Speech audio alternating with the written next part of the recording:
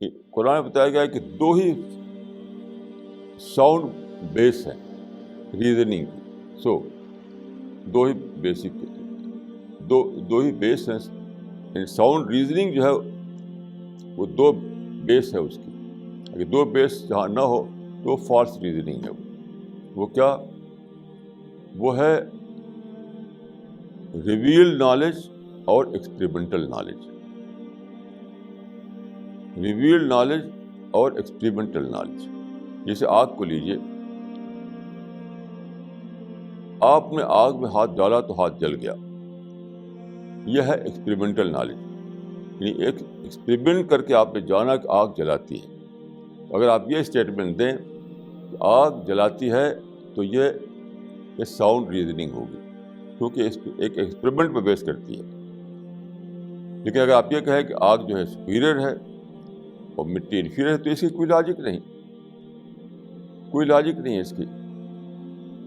تو قرآن میں بتایا گیا ہے کہ دو ہی ساؤنڈ لاجک ہے. ایک ہے ریویلیشن پر جو بیس, جس کی بیس ریویلیشن ہو. دوسری وہ جس کے بیس آپ کا اپنا تجربہ ہو. ان دو کے سوا تیسرا کوئی بیس نہیں ہے, کوئی بنیاد نہیں ہے, کوئی بیسس نہیں ہے آرگومنٹ کی. وہ فالس آرگومنٹ مانا جائے گا. تو اس سے پہلے دن یہ چیز اسٹیبلش ہو گئی کہ جو لوگ چلیں گے ساؤنڈ لاجک پر وہ اسٹریٹ پاتھ پر ہوں گے, اور جو فالس لاجک پر چلیں گے وہ ڈیویٹڈ راستے پر جانے والے کہے جائیں گے. یہ ہے, میں سمجھتا ہوں کہ بیسک بات جس کو انسان کو جاننا چاہیے. یہی ہے اللہ قصد السبیل و منہا جائر. یعنی ایک ہے بالکل سیدھا راستہ, ایک ہے ادھر ادھر بھٹکا ہوا راستہ. تو سیدھا راستہ کون ہے؟ وہ ہے گاڈ اورینٹڈ راستہ.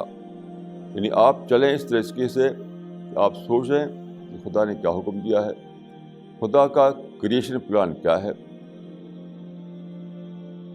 خدا نے اپنے پیغمبروں کے ذریعے کیا گائیڈنس دی ہے.